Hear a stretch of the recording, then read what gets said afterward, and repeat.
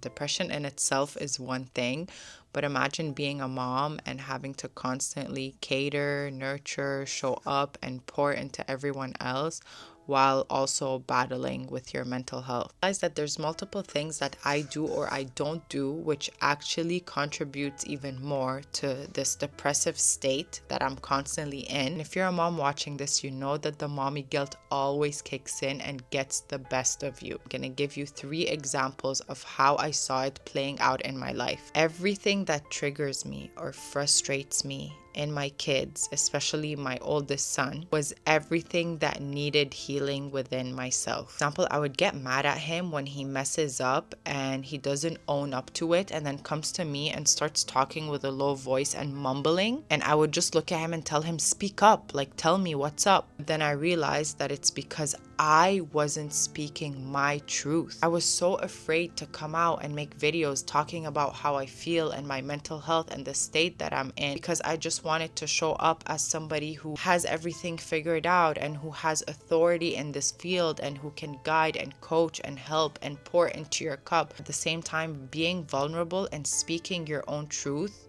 is even more important than pretending like everything's fine and just living this inauthentic version of yourself, because it's exhausting. You're gonna get drained just pretending and running on empty all the time than just speaking your own truth. So that was number 1. 2, I would get frustrated at him when he can't control his temper, especially with his younger brother. When they get into a fight or when he gets irritated, he gets angry. Meanwhile, when I get triggered, my first response is always anger. And if you're like this too, anger is just bottled up emotion. So we're holding in so much. So our first response is just letting it all out. And the last one is that I would get frustrated at him for not listening to me, but I wasn't listening to my own needs. And if you're like me, constantly pouring into everyone else, putting everyone else before you to a point where you're abandoning yourself and your own needs, then you can definitely relate to what I'm saying. It's not a nice feeling. It is frustrating.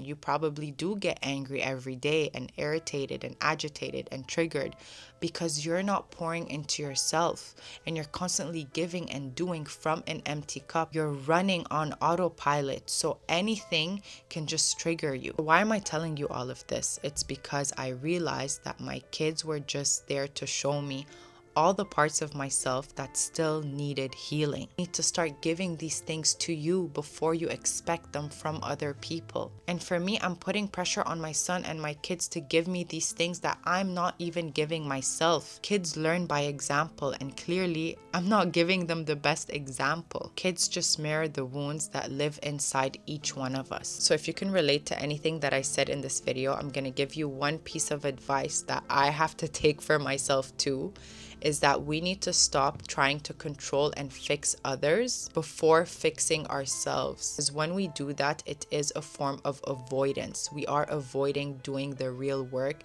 and digging deep into ourselves, try to figure out what still needs healing. What parts of ourselves do we need to pay attention to or listen to, love or forgive? When you silence yourself and don't speak your truth and neglect yourself and stop listening to your own needs, it's very hard to feel alive in your own life. And I just want to tell you that you have everything you need inside of you to pick yourself up and to give yourself the love and the attention and the effort that you deserve. And I know it's not easy, but nothing can thrive in your own life when you're constantly running on empty. So this is my message for today. I'm really trying my best to show both sides of motherhood, the good and the bad, because as beautiful as motherhood is, it's also very challenging and hard, especially when you're trying to navigate through your own healing. But it is not impossible. So keep your head up, keep shining, keep pouring into yourself, and I'll see you on my next video.